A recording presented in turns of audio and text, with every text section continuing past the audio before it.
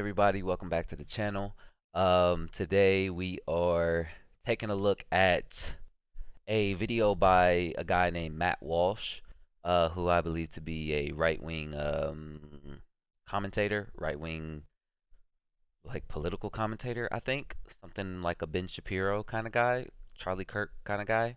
Um, he's not as well known. I feel like he's about as well known as somebody like Dave Rubin. Like I know people like that. I know who Matt Walsh is because I've heard of him, but I don't know enough about him to really give you like a background about the guy. But I do know like who he tends to be associated with as far as like his political ideologies kind of thing. Um, and I saw a clip of his a few days ago. This video that I'm actually reacting to is about a week old, and so I didn't really get to comment on it or talk about it at the time because this came out around the time of Damar Hamlin's injury, where he went into cardiac arrest after his after a big hit. Um, so he made some comments in the clip that I happened to see, and a lot of the comments that he made, I was like, I have to get more context in some of these comments because the comments that I was hearing, I was like, these are stupid things that he's saying. These things are not right. This doesn't make any sense. What are you talking about?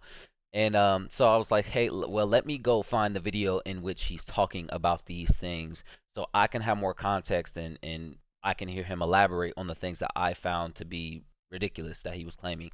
So this is the actual video. I believe this is the video because the only video related to, what he was talking about in the video, unless there's another video out there that I happen to miss. I didn't actually watch this video. It's 12 minutes long.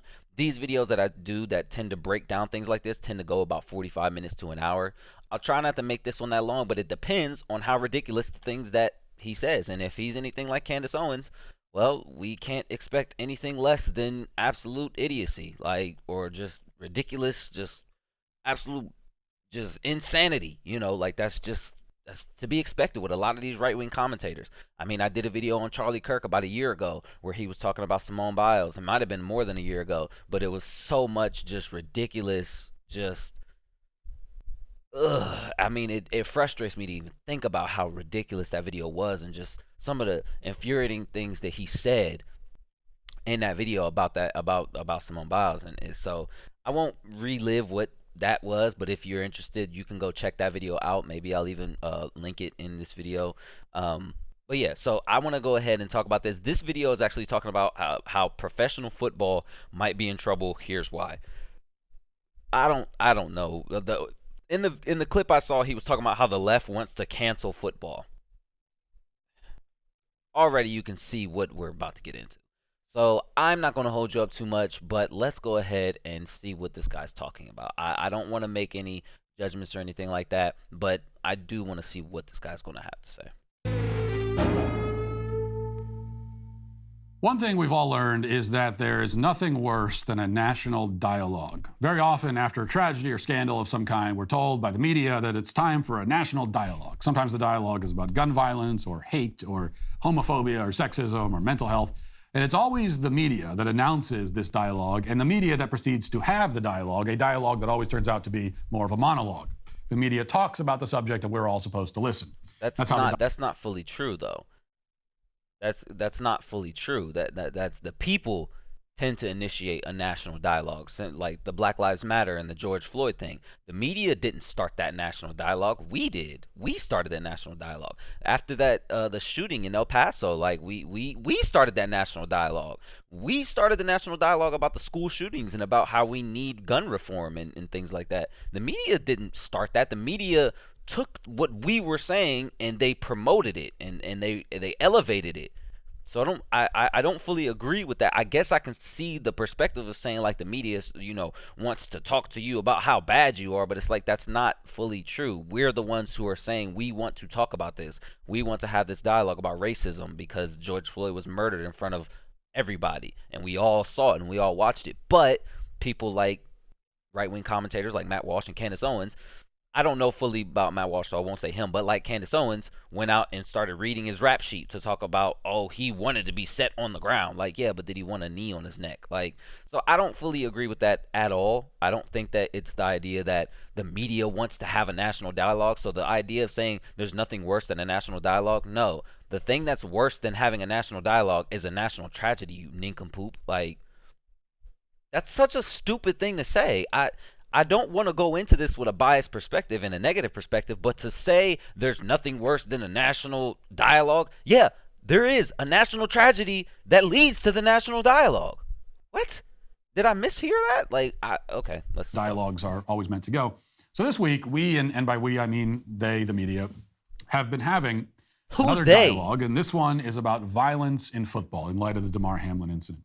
Yesterday, reporters even tried to get the President of the United States to chime in on this subject of violence in football, but they were rebuffed due to the fact that the President of the United States is, well, a vegetable. Listen. Do you think the NFL is getting too dangerous? No, look, the idea that you're going to have,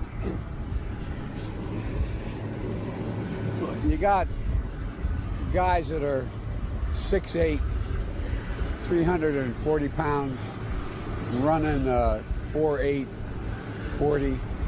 I mean, you know, you hit somebody with that kind of force. Now, that's not what happened here.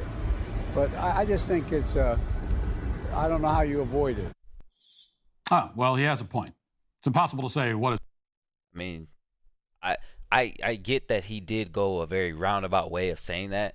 The funniest thing about how people try to point out about how, like, you know, Biden, you know, can't communicate properly, but it's like, you guys were praising Trump. Like, Trump was the most, like, he spoke in just the same way. Like, you didn't understand what the heck he was talking about. And then Trump rambled on and on and on and on and on, and tend to always talk about himself. So Trump typically would have took that question and turned around and talked about how he was a great athlete or something like that. So it's like, I don't really know when you're like, oh, he couldn't answer the question properly. Like, he wasn't competent enough. Like, neither was Trump. Like, I feel like if you're going to call a spade, at least be willing to call a spade on both ends. Like, be like, hey, like, that dude wasn't very good at communicating either. I'll admit, that was Biden, but I've never praised Biden on his ability to communicate. Like, no. Think that maybe he is a little senile, sure. Like, you clearly saw that he was losing his train of thought and didn't really know where he wanted to go with what he was saying. That happens when you get older like that. You know what I mean? So I don't really see the point in trying to be like, he's a vegetable. Like, no, he got his point across. It just took him a minute to get there. He's old. His point is, but I'm sure he has one. Over on The View. What do you mean you don't know what his point is? He literally said his point. When you have a dude who's that big and you have a bunch of guys who are that big who can move that fast, who are running into each other, I don't know how you can avoid that. That's what he said. What are you talking about? Impossible to say what his point is, but I'm sure he has one. It's not impossible to say what his point is. You literally are going out of your way to not hear what his point was. He's just said, well, you got guys who are 6'8", 340 pounds running 4.840s. It's a little exaggerated, but some of those guys are genuinely that big and can move really, really fast. And you know, when you have a big object that's moving really fast, it doesn't really tend to go well for human bodies. So, yeah, he's like, I don't know how you avoid that. He's referencing the injury. I don't know how you avoid danger in football. I just feel like when you're that biased and you want to not get what the person's saying, you're going to go out of your way to not get it. Like, I'm not trying to give credit for Biden, but I'm just like, yo, like, it's clear what he was talking about. You'd have to go out of your way to be like, oh, I don't even know what he was talking about. You know what he was talking about? He said 6'8", the guy's 300. Damar Hamlin wasn't 340 pounds. Like, he wasn't talking about him. He was saying that he was referencing the kind of guys you run into in the NFL, which that is true. You run into massive people. Over on The View, the football experts sitting around the table had a only slightly more coherent conversation about the topic, but still very stupid. Here it is. Right? I mean, my kid played football. He was recruited for college, and he got a terrible hamstring injury getting hit. And I saw him collapse to the ground. Thank you. And he went through physical therapy for 6 months. And he realized at that point, that could happen to my brain. Right. Yeah. And so he quit. And it was he did. He quit. And it was a very hard thing for him because he loved doing it. Yeah. But I don't think it's going to turn people away from the sport because, I mean, I went to Notre Dame. It's like faith, family, football. It's a big deal, and it's a $105 billion industry. Yeah. Only 45% of Americans think that tackle football is appropriate. Wow. Heterosexual men voted the most support for kids doing football, and conservatives were more likely to support youth tackle football. Just saying. Okay. Just saying. Heterosexual men enjoy football, so it must be bad. With a take like that, Joy Behar. Who said that? Who did she say that? Like, okay, I can see if she was implying that, but to me, from my perspective, it seemed like she was saying these are the people that support tackle football. Conservatives tend to support tackle football. Heterosexual men, that fits. It's like saying that heterosexual men are the main watchers of football. They are, I believe. Like, I would 100% believe that the main consumers of this sport, just like MMA, who are the main consumers of the MMA sport? Where does most of the money come from? Heterosexual men? Oh, okay, yeah, sounds about right. Those are the main supporters of MMA. Now, when Joy Behar does say "just saying," it does seem like it's kind of like a little jab, like conservatives, like they're the ones who like tackle football. Like, what do you mean by that? You know what I mean? So I can kind of like, I don't fully feel like what he's saying is fully true, like, oh, it must be bad. Like, no, but I do feel like Joy Behar, when you're saying something like that, when you're like just saying, like, what do you mean just saying? Like, if you're reading off these stats, what is your purpose of reading off those stats? Why are you reading off those stats and saying conservatives like football, heterosexual men like football? Like, I'm sure gay men like football too, black people like football, white people like football, like, you know, Hispanic people like football. What you know, you can just start reading out the stats of the percentages of people. Like, when you're saying 45% of parents, you know, think tackle football is appropriate, or 44%, that's damn near half. So, okay, so half of the people think that tackle football is appropriate. Cool. Like, is reading off that statistic of saying 44 or 45% of parents think football is appropriate, does that mean that tackle football shouldn't be allowed because, you know, 55% of parents don't like it? I don't really know the purpose of what Joy Behar was doing there. So I do see, like, when you say stuff like that, you're giving guys like him, who I already don't fully think that I will agree with most things, you're giving him ammunition to have his bad takes that I feel like, not like I said, I'm showing my bias. I am feeling like this person is going to have bad takes based off of the things I've heard him say in the first couple of minutes of this video. I feel like you're giving him ammunition to work with when he wants to take what you're saying and use it against you. Because he can. Because I'm confused. Like, Joy Behar, what do you mean? Joy Behar may have just earned herself a show on ESPN, actually. Meanwhile, the news media has contributed to the national dialogue with headlines like these. Fans grapple with football's violent pull after Hamlin collapse. And we're all complicit in the NFL's violent spectacle. And then the terrifying collapse of Damar Hamlin and the everyday violence of football.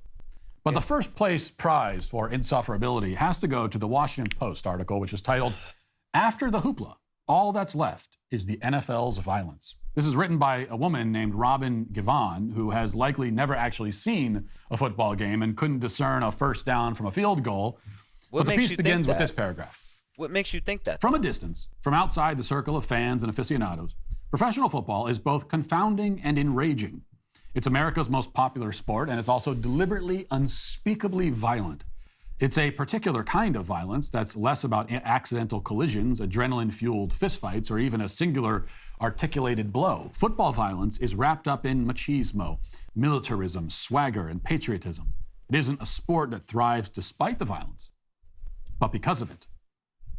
Now, she's exactly right about the last couple of sentences there, and that's precisely what makes football so great. She goes on for many other paragraphs, continuing to criticize football in terms that just make it sound all the more appealing to many of us, especially many of us men. She says football is a particularly American sport, although it certainly has fans in other countries, notably in Germany, Britain, and Canada. It does. But the NFL doesn't have the sort of international rosters that one finds among the nation's baseball and basketball teams. There is no American Football World Cup. Football is America's violence. In football, the player not. players wear their helmets and pads to provide them some protection. But all that gear is also a recognition that the game is, in fact, predicated on men injuring other men. They give each other a bruising. They put a hurt on each other. They go to war.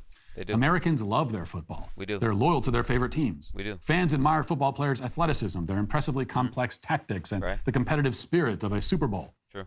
But in the last decade, much of the romanticism that once surrounded football has disintegrated to more clearly reveal the racism in the corporate offices, the sexism within the culture, and the enduring physical pain of the game. Absolutely. All that's left is the violence.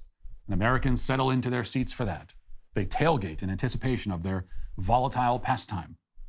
This orchestrated pummeling of another team, the walloping of another person. The winner's victory is a violent one. So, to review. Before he reviews, I'd actually have some thoughts about that as well. I think that article is intentionally misleading, like many articles. But it is clear that author of that article has a bias against football. And she might not be a fan of football. She might have watched and been like, "Oh my God, this is terrible. Like, these men are throwing themselves into each other." And it's interesting because I don't like articles like that, because it's almost as if you're saying that these men, it's like they're being forced to do this. No, like there are things about this. Like, a lot of these men love the game of football, including myself. I love football. I'm willing to put my body on the line for the thing that I love, the thing that I enjoy to do. And contact is part of it. It's like basketball. Many men in basketball recognize that there are high chances that you can go through ankle and leg injuries, knee injuries, but they put their bodies on the line, and they wear no pads, no knee pads, no elbow pads for falls, or concussions they could get from falling and hitting their head. They could slip on there. That's why they keep having to mop those floors. There's danger in every sport. So, and then it's like to say that football is inherently violent when it is, but it's not. Like, the goal of football is not violence. The goal of football is actually strategy. Like, it's genuinely a strategy game. It is, how can we outmaneuver this other team? Can I put a man's body in front of him and get in his way, block him, put my hands on him, move him out the way so I can have my guy run with the football away. The goal is actually for the person with the ball to get away from people. So the actual goal is to get away from the action that's going on. But the whole thing is that to say that it's violent, I think that that's incorrect. I think that it's a contact sport. So you can't just fully be like, "Oh, it's a contact sport, therefore it's violent." No, contact is allowed. You know what I mean? So it's these men have these, and it's, you give them the protective gear, right? You give them the protective gear because you recognize the dangers of contact, just any contact in general. You're going to have to probably wear a little bit of padding, which is why I think that in the basketball league, I think some men should be out there wearing some elbow pads and maybe some knee pads. A lot of dudes wear those goggles to protect their eyes. Some wear the mouthpieces in case they, catch an elbow on accident or something. But, to add protection to a sport isn't necessarily saying this sport is violent. It's admitting that, yeah, you're going to have unavoidable collisions. You're going to have some big hits, and then I can also accept the fact that football is somewhat violent. It can be violent. It has the high potential for violence. But I think when you call football violent, I think that it's not fully accurate, because I think something like MMA is violent. The purpose of MMA is to get in there and beat the hell out of the person who's next to you. Boxing, kickboxing. The whole intentional purpose is to beat the hell out of the person who's next to you. So I feel like when you call something violent, I feel like it's different. I feel like it's a little different when you're comparing something like MMA or boxing to football. They are both violent in a sense, but to just say, "Oh, it's violent," and just leave it at that, I feel like that's not fully fair. And there can't even be an argument where you can say boxing's not violent. I don't think that you'd have as much of a case there, because you'd be like, it's about strategy. It's about timing your punches and timing your jabs and timing your dodges. Absolutely, that's all granted. But so I feel like if you're going to call any sport violent, I feel like there's levels to it. to say boxing and kickboxing and MMA. You know, those MMA is the top of the line. It gets violent up there, then boxing, kickboxing, and then you got football. So football, I 100% believe that it is up there when it comes to the violence level and the danger level. You know, when it comes to the concussions and the CTEs and all that. But I think that to call it violence and just say, oh, it's just violent, I don't feel like that's fully fair. That could be some of my bias shown because I like to play football. I have fun playing football, and I love the game of football, and I love watching football. So I feel like that could be some of my bias. But even with my bias, that I don't want to make it seem like I am ignoring the dangers of football. But I don't feel like calling it violent is fully accurate or fair. Football is violent, macho, militaristic, brutal, patriotic, and uniquely American. This is supposed to be an argument against football, but it ends up being a better advertisement for football than anything the NFL would come up with these days. Okay, that is a better NFL advertisement than any NFL advertisement I have seen in 10 years. And that's the funny thing here, is that the media is discovering football's violence at precisely the moment that the NFL is doing everything it can to neuter and feminize the sport and make it less violent. How are they Professional football, in fact, has never been How are they feminizing the sport? How are they neutering the sport? All I've known is that they have tried to make football safer. So there's less concussions and less violent than it is right now. Yes. And yet now is the time when reporters are asking the president whether football is becoming too dangerous. Now, whatever else you might say about the sport, there is no doubt that it is actually becoming every year significantly less dangerous, for better or worse. That's for better. But even with all the additional there focus is no on safety, or worse. Why would you want something to be more dangerous? That's like complaining about them putting roll cages in NASCAR. Like, why would you want the people in the NASCAR to die if they crash? That's so stupid. What are you talking about, or worse? There is no or worse with that. That's not an argument. That's not a thing. You can't say for better or worse. It's for better. If you're making something safer, it's for better. You don't get mad when people put safety belts and seat belts in cars. It's for better. It's a safety thing. You're making it safer. What? And the new rules introduced every year to make the sport less physical and less brutal. Still, it remains a sport, a contact sport. It is becoming less brutal. And so injuries are possible. Yeah. Serious injuries are also possible. Fatal injuries are extremely unlikely and incredibly rare, but still possible. Yeah. Anybody with a brain knew this already. Yeah. Every player knows this. Yep. We have all always been aware of the possibility, which is why it Not doesn't make sense to engage in some sort of fundamental reassessment of the. That's not fully fair because some people genuinely were not aware of the true dangers of football before the studies came out about the concussions and the CTs and all that thing. Before that became a popular thing, the NFL had to start changing its requirements, its protocols, because that information came out and people became aware of it. So people are becoming more aware of the dangers of football. People weren't always aware. The players have been more aware of the dangers because we were going through it. We've been going through it. We deal with the injuries. We deal with the trauma after, the physical trauma after, or the recovery process after. We deal with it, so we're aware of it. But most people who enjoy the sport weren't necessarily aware of the severity of the dangers that came with severe injuries in football and concussions in football and even life-threatening injuries. And the Damar Hamlin incident shed a lot of light for a lot of fans of the sport who may have been there and didn't know. Like, you could die on the field. Your heart can explode from complications. Like, these kinds of things happen. So I think that to say that we all knew, we really didn't all know. We really didn't. Sport, when the possible thing, which we all knew was possible, happened. We didn't all know Damar it was Hamlin possible. Is a tragic occurrence. It's not new information, though. It was for some people. It's the sort of thing that everyone knows can happen. No, it wasn't. And so when it does happen, it just doesn't make any sense to say, well, we got to reassess all of this. It's Yes, like we do. if there's a terrible car accident and somebody dies in the car. Damar Hamlin, thank God, didn't die and has survived so far. But if there's a terrible car accident and you're sad about the car accident, it doesn't make any sense to say, well, now we have to reassess and rethink of everything about the highway system. Well, it's like, well, we always knew. Well, Why would this? But you will reassess maybe something that's going on with that car or that brand of cars or that model of cars. Just like what would happen when, we recognize that some cars have to be recalled.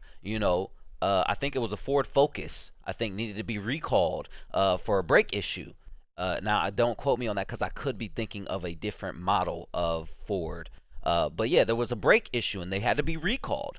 So you will examine like what led to this accident. Brake failure.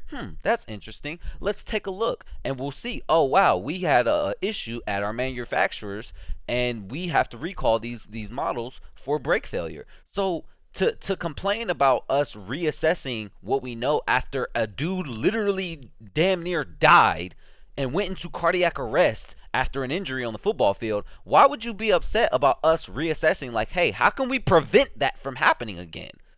Because a lot of people did not know that things like that could happen, so they're upset about it because people's kids nearly watched a man die on the football field. They didn't bring their kids to a gladiatorial battle to where they wanted to watch people die. That's not a thing. So that's not a thing we all knew could happen and would happen or was possible. People don't go to a football game thinking somebody might die. Nobody thinks that. So to imply that we all knew something like this could happen, why would we need to read a set? No, that's bullcrap. That's BS. You always knew that there were accidents.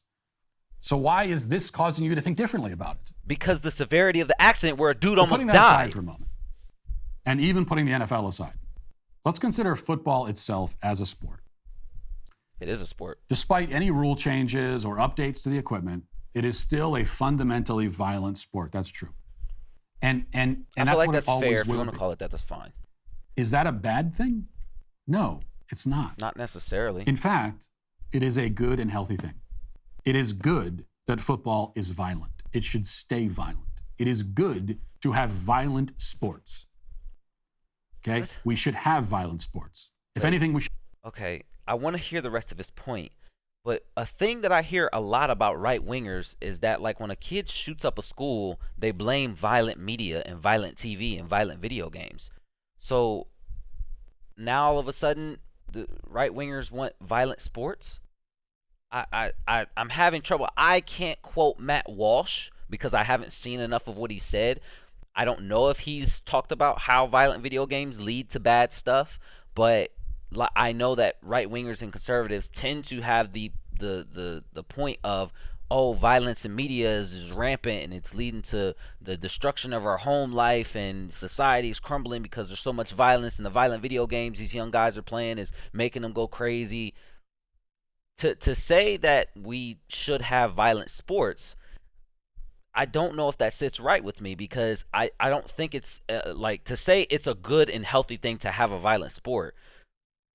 I don't like the framing of that, because football is not good because it's violent. It's good because it's free. It's good because it requires you to use your entire body. It's not good because, hey, I can destroy this man's body by throwing my body into his body and causing us both trauma. That's not why it's good. It's not. That's not why it's good. It's good because you'll see two big muscular men going out there and trying to outmuscle each other. Oh, I'm going to push you back so my running back can run past me. No, I'm going to push you back so I can tackle him. Like, that's what it is. That the nature of it is competitive, is competitive strength and competitive. It's like wrestling. Wrestling in and of itself is not necessarily violent. You wouldn't call wrestling violent. You would just call it more competitive, even aggressive. But it's not violent. They're not out there to snap each other's necks. They're not out there to choke each other out. They're literally out there to pin the guy to the ground, and the guy's like, I'm going to get up. I'm going to fight out of this, And they're trying to muscle each other out. They're trying to compete. They're trying to out strengthen one another. So, but that's not in and of itself violence. You know what I mean? So it's just weird to try to frame it as violent. Now, there might be some people who might find something like wrestling violent because it's too physical. Sure, fine. That's fine. It's not for you. It's not for you. Cool. Football it's just not for you. Just like if you don't want your kids playing football, you're like, oh, I don't want my kid going through that kind of thing. It's too physical. Perfectly fine. He can play soccer. He can play tennis. He can be a swimmer. He can play basketball. He can do a bunch of other things that don't require him to go through contact, but he'll still risk injury like you will in any other sport. But I don't like that. I don't like that framing. We should have violent sports but that's once again why I don't necessarily like the idea of calling football violent, because I don't think that football in and of itself is something to where you're just like it is violence incarnate, because it's not. It's competition incarnate. It is competitive nature incarnate. It has the potential for violence. It is a highly violent sport with a high likelihood of violence and violent injuries and things like that. But to call it in and of itself violence, like I said, I just don't feel like it's accurate. We should have more of them, because a violent sport like football is, among other things, a relatively safe, and relatively productive outlet Right. for male energy and aggression. So I keep pausing it, but still, you said relatively safe, which means that there are things about football that are unsafe. So when we go out of our way to address the things that are unsafe about football to try to make them safer, why are you mad? Because we're not making football not violent. It is still going to be violent, but if we're trying to add padding to the helmets and to add more padding to the bodies, or to take away the ability for somebody to tackle a man while his back is turned. You know what I mean? Like if he's catching the football and you come up out of nowhere and you spear him in his spine, we say that's an illegal hit on a defenseless player, and we say, yeah, you're not supposed to be allowed to do that. You got to at least go up and you can wrap the man up, but don't drive your helmet into his back. That's illegal. That's targeting. You know what I mean? So, well, targeting is helmet to helmet contact, but still, you're not allowed to lead with the crown of your helmet, because that's dangerous not just for you, but for the other player.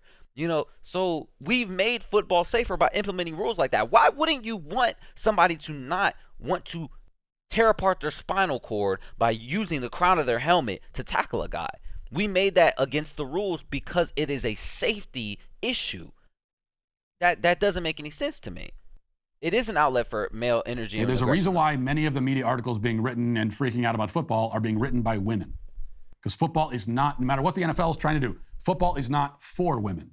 There might be some women who get into it, but it's not really for women. It's not for you. It's for you don't people. understand it. You're not meant to understand it. Wait, what? This is actually a man.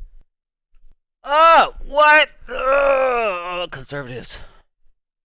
Just repeat what you said. Women. There might be some women who get into it, but it's not really for women. It's not for you. Women. You don't understand it. You're not meant to understand it. Women don't understand This is football, my guy. Women don't understand football. What? There are women who are bigger football fans than I am, and I play football. Women don't understand football. You're not meant to understand football. But no wonder that condescending comment he made about that, or the writer of that article from earlier, where he said she's probably never watched a game of football. Like that's where that comes from. It's his idea that women don't, for some reason, just don't understand football because they're not meant to understand football because it wasn't made for them. Like, okay, maybe football was made initially, maybe it was made to be a man thing because society was much more patriarchal back in the day when football was, first coming a thing, but football was also racist as hell, So if you're saying that if football wasn't made for women, it also wasn't made for black people. So I don't know what logic you're trying to use for this, because the creation of football came around a time where society was different. It was much more patriarchal. It was much more dominated by white men. It was, society was not designed for, anybody but white men at that time. So it just seems odd that you're trying to use the logic of you weren't meant to understand football. Well, yeah, nobody was meant to understand it except for white men first, and then men of other, races at that point could watch it maybe, But it's just weird. It's not for women. That's just a weird statement to make. Actually a man's thing. It's not a man's thing, though. It's a people's thing. That's why people take their kids to it. They take their grandmas. They take their grandparents. That's why you have men and women who go to football games. It's not a man's thing. Violent games have existed in every society going back to primitive times. They are a means of channeling and harnessing male aggression. Part of the reason any boy or young man... Again, I don't fully agree with that, because, I do agree to an extent that it can harness male aggression and it can be an outlet for male aggression. Absolutely. But it's not just that. That is not the only design for sports like football. It is not designed just to be an outlet for male aggression. it's like I said, there is a competitive nature about people who want to prove that they're the best. It won't have nothing to do with aggression. It's just somebody who wants to, they want to prove that they're the best. They love the competition. They love going one-on-one with another guy to be like, I'm faster than you. No, I'm faster than you. Watch me catch this ball. Boom, I got that. Can you catch that? Yeah, I got one too. And so there's actually a brotherhood in football that has nothing to do with aggression. There's a competitive spirit, but there's also a connectivity with people when it comes to football. You don't have to be playing on the field to get that connectivity. You can connect with people outside of football as a fan of another of a team. Oh, you like the Steelers? I like the Steelers too. Let's watch the game. It brings people together. So to talk about how it's like male aggression, like that's not the only purpose of football. Football is way bigger than that. And starts playing football is that he enjoys the contact, the violence. No, that is bullcrap. That is absolute bullcrap. Let me hear this again. Part of the reason any boy or young man starts playing football is that he enjoys the contact, the violence, the opportunity to hit someone. Yes, that is one of the things that is going to drive a boy to play football to begin with. Bull crap. I'm calling it BS. That is not why I started playing football.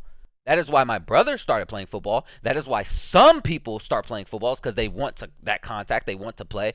No, I got into it for the competitive nature of it. I got into it because I wanted to show people that I was able to out-strategize my opponents. I wanted to run the ball. I wanted to catch the ball. I didn't care about hitting people. Matter of fact, my goal was to not get hit because I was typically the one running the ball.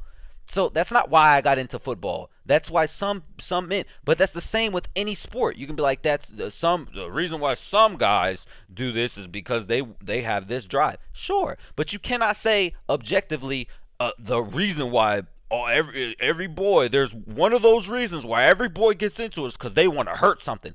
No, stupid. No. That is not a driving force behind every boy. You can't speak on what every boy is thinking when they go to do a sport. That's not what I was thinking. That's not why half of the people I play with, that's not why they do it. They do not do it because they want to hurt people. You know what I mean? That's why you have flag football leagues. You have flag football leagues that I even play in a flag football league. They don't care about hitting people out there. They just want to play football. They love the game. And so that's just such bullcrap, man. Wants to hit someone.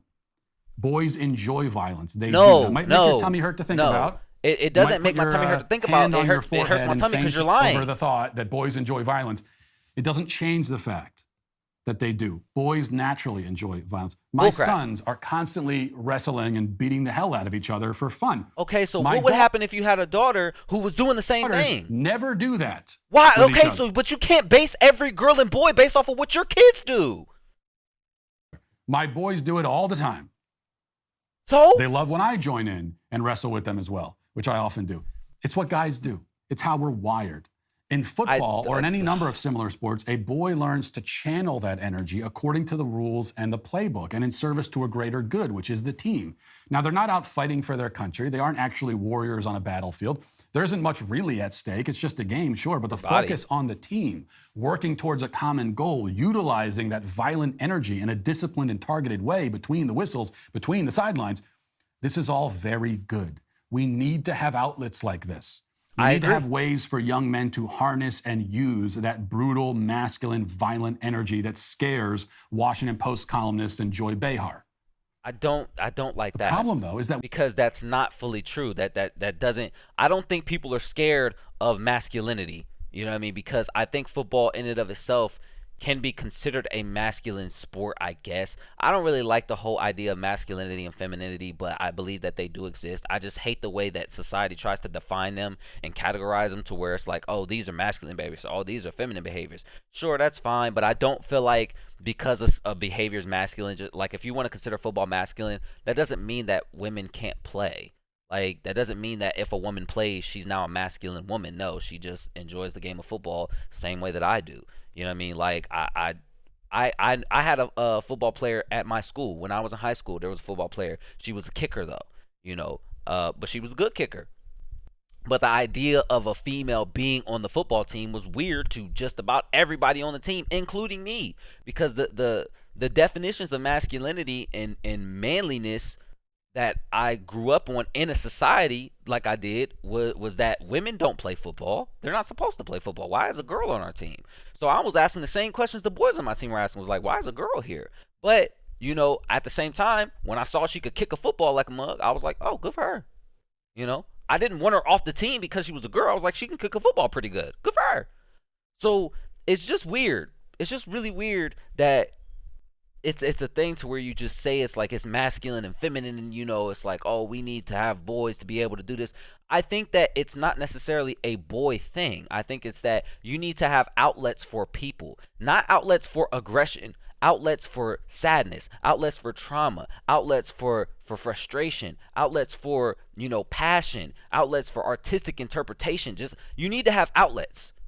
And aggression is an outlet that you should have, but aggression can be used in many ways. You can have an outlet for aggression in many ways. As some people play video games to outlet their aggression. They might play a fighting video game, Street Fighter or Tekken or something, and that helps them deal with their aggression because they can feel the impact of some of those things. So I just think that you think that like football is like that's the outlet. Like it's not really. Things aren't so simply defined the way that this guy is trying to define them. We are steadily removing all such outlets from society. We're giving boys fewer and fewer opportunities. What outlets have we removed? What?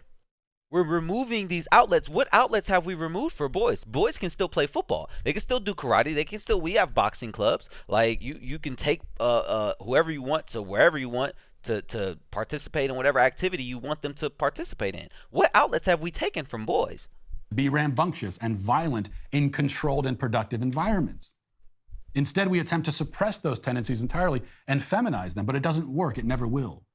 You have to give examples of react with horror things when like the that. male aggression we've been trying to suppress, and which has few healthy outlets for expression anymore, spills out in far more dangerous and destructive and chaotic ways. No, we reacted with horror because a man almost died on the football field. What are you? Is he referencing? Is he not referencing the Damar Hamlin thing? Is he referencing like school shootings? Like, is that what he's corners referencing? In classrooms, etc. Oh, okay. Here's the fact of the matter. You will never have a society without violent men. It cannot exist. It never will.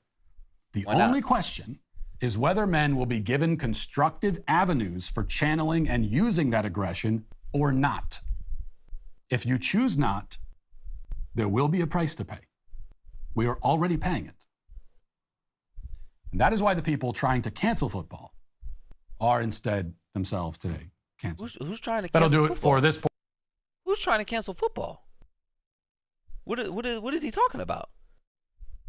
See, I don't like a lot of videos like this because people like this, they say a lot of things, but they don't back them up with anything. He didn't back anything he was saying up with anything. They're trying to cancel football. Who's trying to cancel football? Was Joy Behar trying to cancel football when she was talking about how half the parents don't support it? Like, perhaps you can imply that, maybe. But if Joy Behar doesn't find football appropriate, that doesn't mean that she wants to cancel it. It just is stating that a lot of parents don't think football is appropriate. Just like a lot of parents don't think certain TV shows are appropriate. Do those parents want that show canceled? Maybe. Sure. Maybe. But what they do is they don't let their kids watch it, or they don't watch those TV shows. So the idea that they want to cancel football, no. Like, if people don't like football and they find it to be violent, they're just not going to watch. That's just what that is. That's typically what people do, is if they don't like a thing, they're probably not going to watch. But like I said, my main thing goes back to the idea where you're like, oh, we need to give these guys proper channels for their violence. I think that the word violent was very misused in this conversation today, because I think that when you're talking about violence, violence can be broken down in levels of severity. So when you call something violent, a slap in the face can be considered violence. It is violence, but a slap in the face is totally different from stabbing somebody. They're both violent acts, but there's levels of severity of, the results and the trauma induced from those violent acts. So I think that that's part of the reason why violence was just misused today, because I feel like, not necessarily misused, but it gave an inaccurate representation of what we're talking about. To say that men are violent is just, that's not accurate. That's not accurate. You know, to say that men are aggressive, I don't really say that. I don't feel that's accurate too, because I feel like there are some very aggressive women, just in the same way that there are men. I feel like people are aggressive based on their upbringings, based on their surroundings, based on their backgrounds. People can be aggressive. I think that many men are taught to be more aggressive because they are not given outlets about how to properly channel any of their emotions besides aggression. That is part of the reason. So when you say men are violent, no, men are not necessarily inherently violent or aggressive. It is just that we are taught from a young age that we are not allowed to express sadness, joy, or anything except aggression or frustration or stoicism. You know, those are really the only things that we're allowed to show, because we're told as a society, you got to be a man. You got to suck it up. You can't cry about that. You can't complain about that. You can't feel bad about that. You can't say nothing bad about how somebody treated you. You're not allowed to feel nothing about that. You're not allowed to feel no emotions. You're not allowed to tell your wife you love her, your best friend you love her, your brother you love her. Like, typically the only person you can tell you love her is your mama and your wife.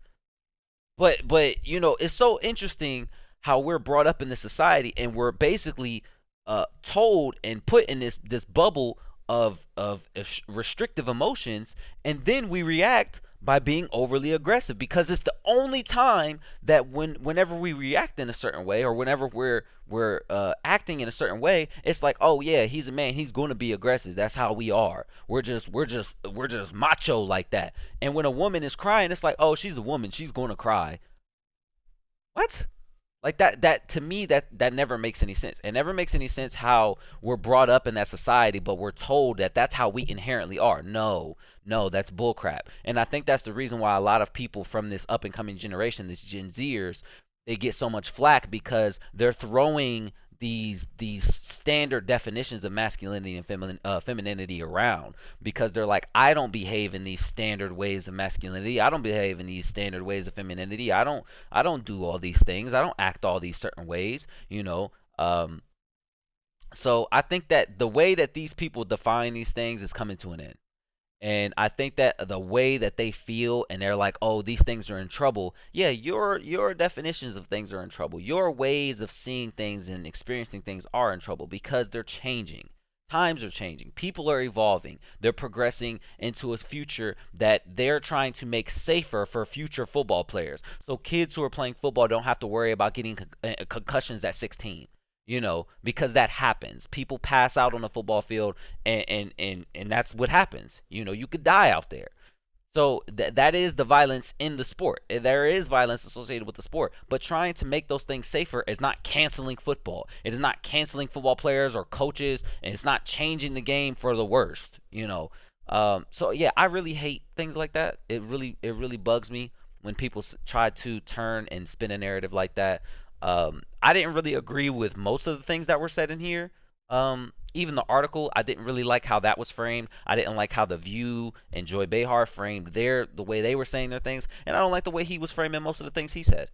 So, you know, I think that's part of who I am as a person, is that I recognize that I do have my biases, but even with my biases, I'm not going to agree with the progressive host on The View. I'm not going to agree with a progressive journalist who's saying that football is violent, and I'm not going to agree with a conservative, Matt Walsh, who agrees that we should have more violence in sports. Yeah, you're not gonna get an agreement out of any of me with any of those things, because I feel like when all of these things are trying to put this in this direction, I feel like there's a mixture of these things, and that has to be addressed and recognized. So if you guys like these videos, let me know. I know these videos can get a little long-winded, and they can go on a little while, and I do ramble a lot, but there's typically a lot to say with these videos, and I actually like doing these videos. These are a different kind of reaction video. But yeah, if you have any thoughts, comments, do you think football's in trouble? I don't. I love football, love playing it, will continue to watch it, and I hope that it becomes safer. I hope they put more padding in the helmets. I hope that they make rules to where they prioritize the safety of the players. But I do think that there can be some lines drawn, and there can be a discussion where, hey, they sacked Tom Brady too hard and they threw a flag. I seen a couple of them, and I didn't like that. But I think we all recognize that as players and viewers, that they were And we were making fun of that as viewers. ESPN was making fun of that, so we're calling that kind of stuff out. So you're going to have that, you're going to have pushback, and you're going to have rational criticism of the rules and regulations that are being put in place. But if you're adding padding to the helmets and padding to the shoulder pads or elbow pads or something like that, you're not going to have people who are like, oh, he had an elbow pad on. Well, you'll have that. But as players, we're not going to complain that they're like, hey, y'all got to wear elbow pads out there now. We're going to design them to where they're comfortable. But yeah, wear elbow pads because we've had a lot of elbow fractures popping up lately. So we're going to make sure that we protect y'all. So let me know your guys' thought. Is football in trouble? What else is in trouble? What is football going to get canceled? I don't know. What are your thoughts? Let me know in the comment section below. I appreciate you guys coming out. I hope you had a good time, and I'll see you next video. Peace out, everybody.